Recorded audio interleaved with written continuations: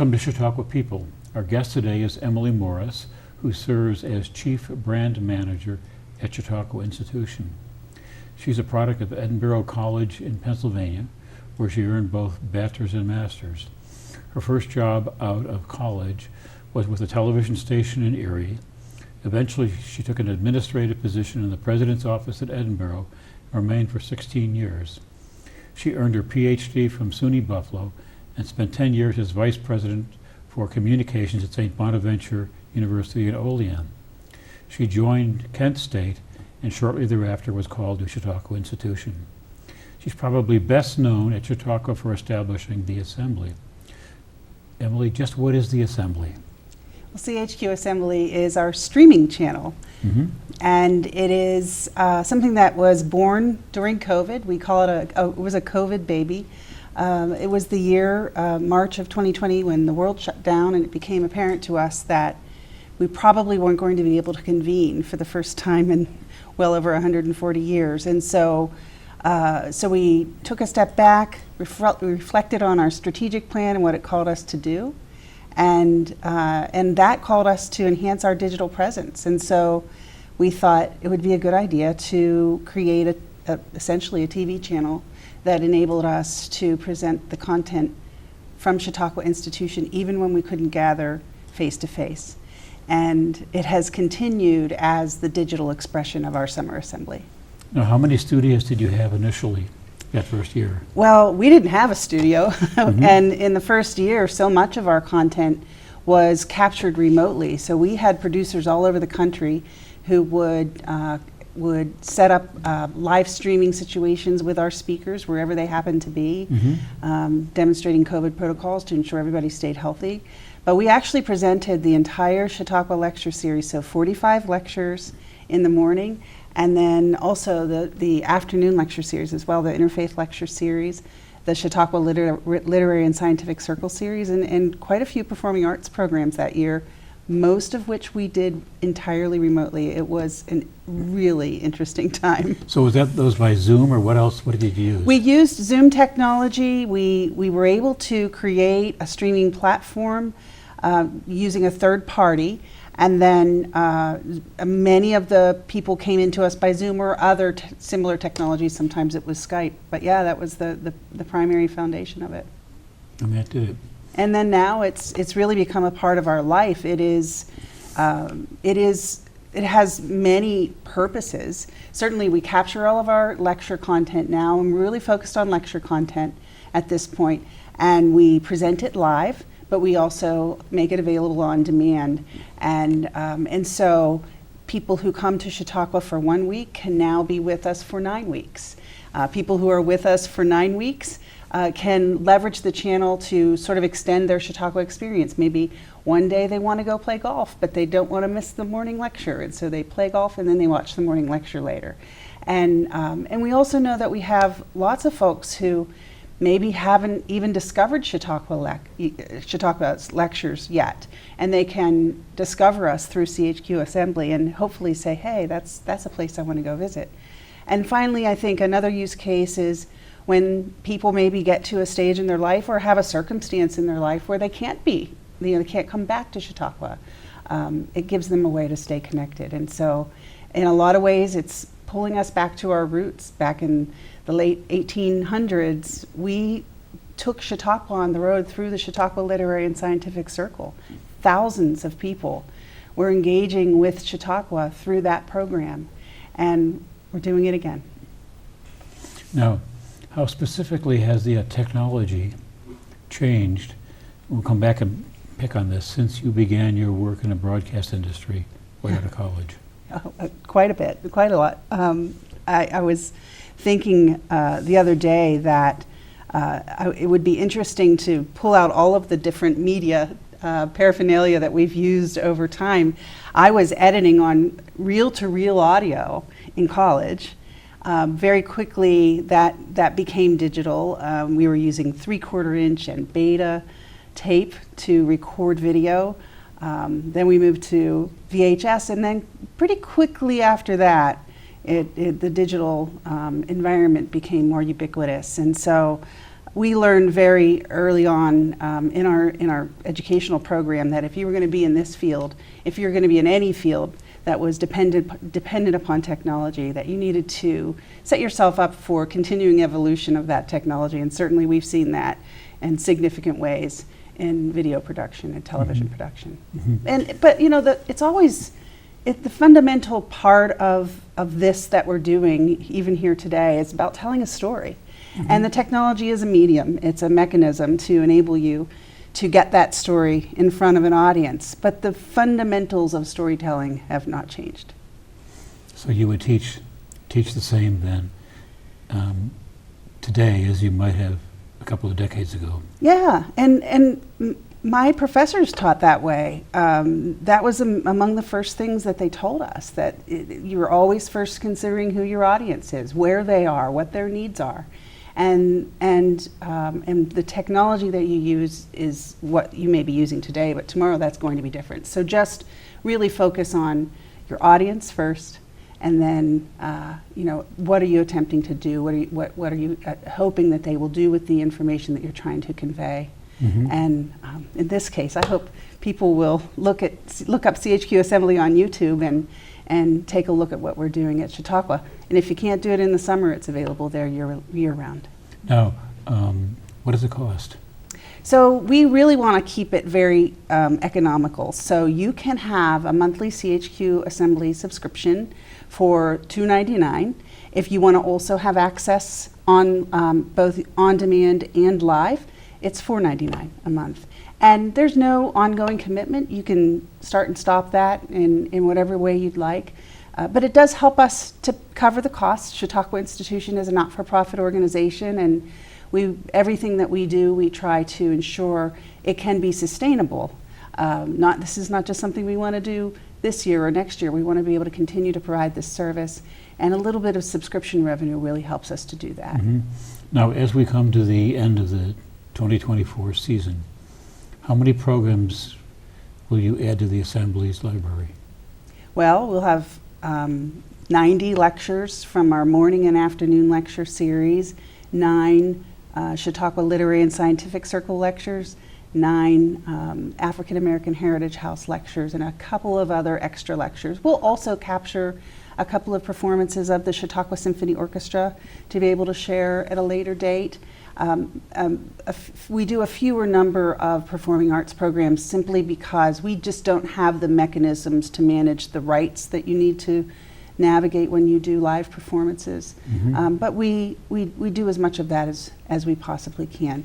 So, you know, quite a library. And what's really exciting is that Chautauqua's lectures aren't just incidental lectures about this topic, that topic. Each week there's a theme.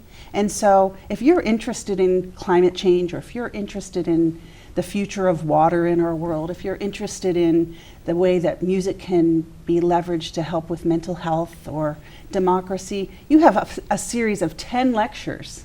And sometimes the CLSC lecture is also integrated with that theme, as well as the African American Heritage House lecture. So you have this whole collection of conversations that are integrated with each other and all on theme, and you can really do a deep dive. The one this year that was really popular, as you might imagine online, was our week on artificial intelligence, which can be scary, but it's also something I think everybody needs to get to know about. How many views will you typically have then of one of these programs? Well, initially, generally speaking, we'll have 300 to 500 people who might be joining us live, and then over the course of the life of that program, it depends on the program. You can go from many thousands to a few thousand. Right. But because we leave them available for at least 2 years, assuming we have the permissions from the speaker, and most often we do, those views just continue to grow. Now, physically, where do they get stored? So they are on a digital drive. So we're 100% digital operation. Right now they're living on YouTube, but we also have in-house resources made possible through the very generous donations of Wendy and Ed Cohen, who created our Cohen Multimedia Studio, which is where this all began, a production studio in the ground level of our library. They've also helped us stay current with our in-house technology by helping us with some servers that enable us to house all that digital content. And we have a digital content management strategy, as you would imagine, because that grows pretty quickly. Right. Are the servers then in the library, or where are they located? No, well, they're part of our IT infrastructure. Okay. In the cloud, some contractor? They're not cloud-based, but yeah, they are. Some of the content is cloud-based and some of it is not, or some of the technology. Yeah, and so that varies. Is there a transition toward cloud-based, or is that just? Yeah, in some cases there are great applications for it, and in some cases we need to have in-house servers, and it really depends on the nature of the use. Particularly with live production, sometimes the cloud-based services aren't as useful in that environment, and that's always changing. I remember when we first started this, it was, oh no, we absolutely have to have the physical hardware servers. There was no ability for us to think about the cloud, but that evolved pretty quickly in just a couple of years. Now, what happens to the programs after 2 years? We maintain them.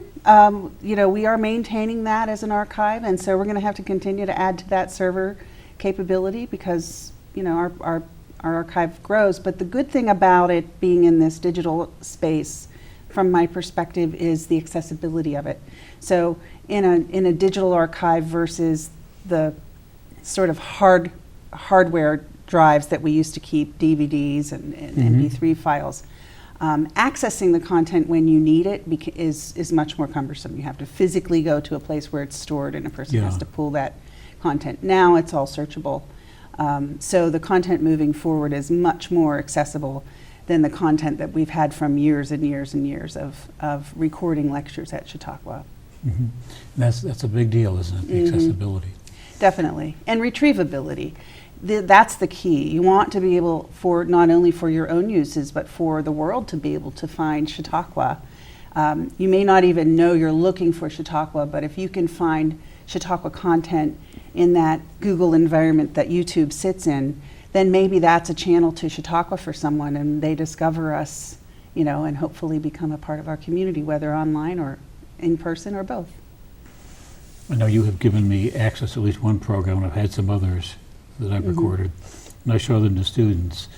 One of the most common responses is, those were very good questions that were asked. So I give them the little pitch saying, go on up there and experience it yourself. Yeah.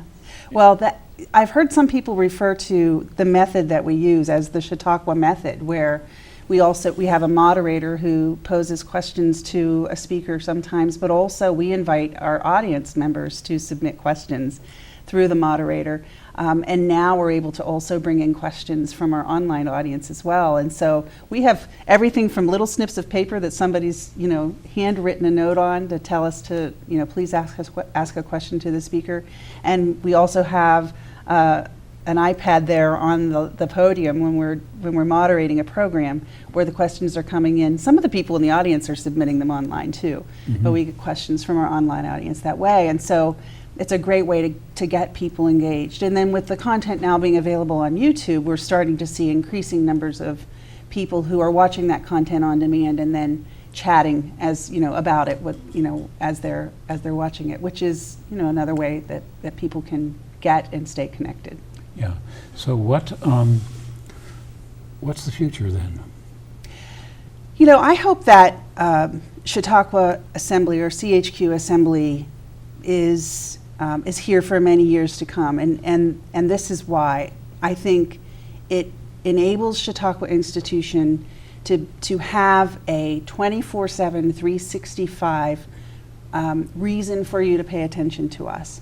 And while the summer assembly will always be the core and the centerpiece of what we do, having the opportunity to be useful to people, to bring our mission and to make an impact on the lives of people outside of that 9 weeks is the real opportunity with CHQ Assembly. And as you were saying, your students, use the content. I would love to see faculty in our local high schools and in our region's universities and well beyond that to recognize the treasure that resource is, both for their classroom experience, but also just to support students in their research process.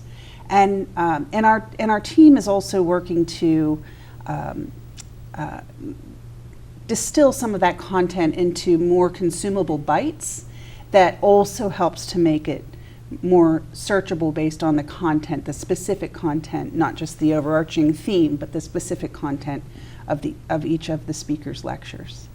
And I know with the programs that I would have students look at, there are two of them that are significant that I already know I'm going to use this fall.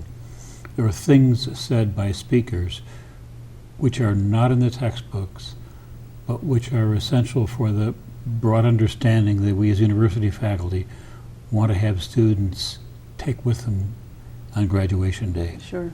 And so that becomes becomes very much of an asset. And there are some who don't get it, but invariably, I sit back and say the students that we really want to see push to graduate school, they're the ones who are picking up some things and usually making some very strong points along the way.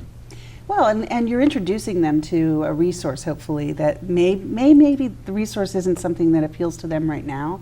But think about it as, how many times do you have a book where you've read it more than once? And the first time you read it, you take one thing away from it, and later on, you go back to it and read it again, and it speaks to you in a completely different way.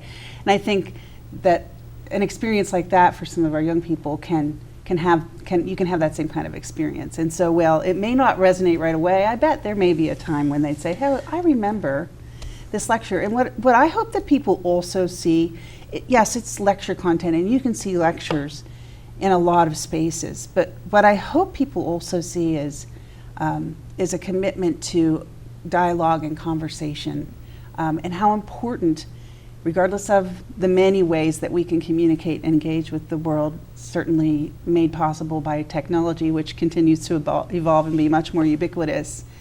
I hope that people can also see principles of democracy being demonstrated at Chautauqua, open conversation, presentation of perspectives from multiple disciplines and multiple views, and how you can do that in a way that's not combative. It doesn't need to be combative, but it should be illuminating, and we should spend a lot more time than we often do listening than talking. Indeed, indeed. Let's switch gears a little bit. Now, we've spoken about the technology of presenting programs, but for many of our viewers, they will use the technology related to work. Mm-hmm. And I wonder if you can tell me how this video technology, Zoom, Teams, and the like, has affected the workplace. Mm-hmm. And obviously using the example here, Chautauqua Institution. Mm-hmm. Well, I think we've all experienced a major transformation over the past few years, going into the COVID experience, many of us having to work 100% remotely or in some part remotely or differently, and then coming back into a much more normal way of being, and not being able to sort of forget about that, right? So we're bringing all of that forward, and I hope that we're bringing the good forward. What we learned is that we can leverage technology to bring people together in ways that we just weren't doing before COVID. We weren't using webinars, for example, as a primary way to communicate with our patrons outside of the summer assembly. We were primarily relying on email and some print communications, which we still use as well. But being able to get on a webinar a few times a year outside of the summer assembly and sort of keep people informed about what we're thinking about, what we're planning for the future, some decisions that we're in the process of making, I think helps people to stay connected to Chautauqua and feel like they understand what's happening with the organization, what's going to stay the same and what needs to change. So I think that's one of the really good things that have come out of it. At Chautauqua, we are very focused on being an employer of choice. And so we want to be able to hire the very best people to be a part of our staff team that we can get. And sometimes technology can make it possible for us to hire and or retain staff who may otherwise need to be moving away, whether it's a spouse has had a transition or there's other changes in their life where they no longer can be Chautauqua located. Can we still keep them engaged in our team? And so we are leveraging that opportunity. We have several staff who work partially remotely. Most of us come back to the grounds in the summer. If we are working partially remotely, we'll come back to the grounds in the summer and be here physically for the summer assembly. But we do have other staff who, for example, we have a business analyst who lives in Chicago. He's an incredible resource. We were not able to find local talent to fulfill that role, and it would be a shame to not be able to have that person as part of our team. And we also have learned that not everybody is suitable for remote work. Some people love it, and some people could not get back to the office soon enough after the COVID situation lifted. So we do have a telecommuting policy that helps us to define what the expectations are, how that situation will be evaluated, and how staff will be supported as a remote worker. And I think it's worked out really well. We have some folks who work out of an office in Washington, D.C. It helps them to have a community of colleagues when most of them are located in the Washington, D.C. area as their permanent home. And it also gives us a way to host meetings and small group activities in that space in proximity to many of the organizations that we partner with for our programming. Smithsonian Institution, PBS, National Geographic, who was at Chautauqua during the summer of 2024, and many, many others are located right there in the nation's capital. And so having proximity to those partners is also a part of the reason why we established a presence there. But the main reason was really as a talent solution, to be able to recruit talent from that geographic area and have a place for them to be able to work. Mm-hmm. Are there any sorts of personality types that tend to work better remotely? Well, I haven't done the research, but just in conversation with some of my colleagues, those who tend to define themselves as introverts, and this doesn't mean that they don't like to interact with people. It just means that working independently without a lot of external stimulation is a really good work environment for them. I find people who describe themselves that way find remote work to be really suitable to them. And some of the folks who are much more extroverted in nature, where they get a lot of energy from the people that they work around, and that physical interaction dynamic, face-to-face interaction dynamic is important to them. And so they may be less inclined to ask for or choose that kind of working relationship. I think that's to be expected. But I think most people are a little bit of both. And I think probably the best situation is an experience where you work remotely, but you also have some opportunities for face-to-face interaction with colleagues. Chautauqua, the people who work at Chautauqua are servants. They are people who, at their heart, want to make a difference and want. Really want to deliver 100% every day, and all of them deliver more than 100% every day. And so whether they are remote by need or desire, we have found this to work really well, really well. And if it doesn't work, we counsel around that. We figure out, what's not making it work, or we maybe make a decision that it won't be a remote position. And certainly some of our positions can't be remote. You can't really be a safety and security officer remotely. Or buildings and grounds team, of course. Those folks worked all the way through COVID when even nobody else was coming into the office. And that obviously has to continue at a place-based organization like Chautauqua. Mm-hmm. Now, what sorts of skills are necessary to stay connected with changes in technology? There's a little switch, but it comes to one of the fundamental things we've talked about. Yeah. I think there's skills and then there's also dispositions. So skills-wise, I think it's a matter of, for myself, and I can only speak for myself in this regard, I'm no expert, but I really do try to always be looking on the horizon to understand, really how my life might change or how it might become better. Right now, in my area, the use of AI is just fascinating, and I'm still trying to figure out which of those fascinations is good and long term, which may not be so great. And so you're always sort of looking ahead while you're in your moment, and then those changes aren't felt so starkly when they do come to the fore, because most of the changes are iterations of what you already know, right? When we moved from old style rotary phones to bag phones and then mobile phones, they were all iterations of the previous. And so generally speaking, you're not making drastic changes over time. So I think the best skill I could describe would be just one of curiosity and openness.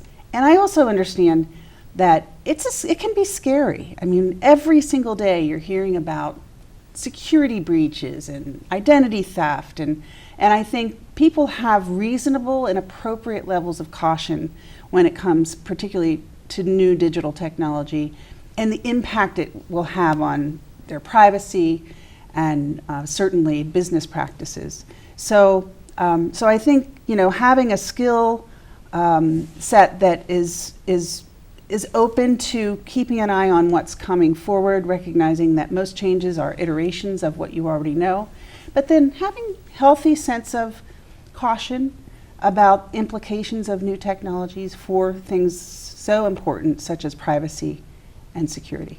Mm-hmm. One question I love to end these discussions with. Let's say a young Chautauquan comes to you, very respectful. Dr. Morris, I would like to have a career as you've had in communications in various settings. And that young Chautauquan is seeking some advice. What would be your counsel? Well, I have loved my work all my life, and it has always changed. It's always been fulsome and interesting, and I hope impactful. I hope I've been able to help the organizations that I have had the good fortune to work for improve relationships and better fulfill their mission. I've always worked in the nonprofit space, and so that's just been a really fulfilling thing for me. And so my advice would be, this is such an area of opportunity. When you say you want to work in communications, good goodness, there's so many different realms and ways to be involved in this area, which is many industries, not just one industry. And so I think there's lots of opportunity.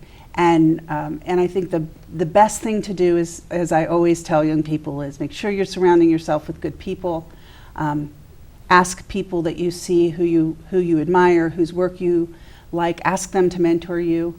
Take advice, be open to what people who are doing what you want to do have to tell you. And I have never met someone who wasn't willing to spend time with me and talk with me about their work and how it has impacted their life. And so I think there's just a lot of opportunity, and I hope there's lots of people who want to step up to it, because I will continue to be in roles where I'm looking for great workers, so and great colleagues. Great. We're out of time, and thank you so very much for coming to the Chautauqua People Table and sharing.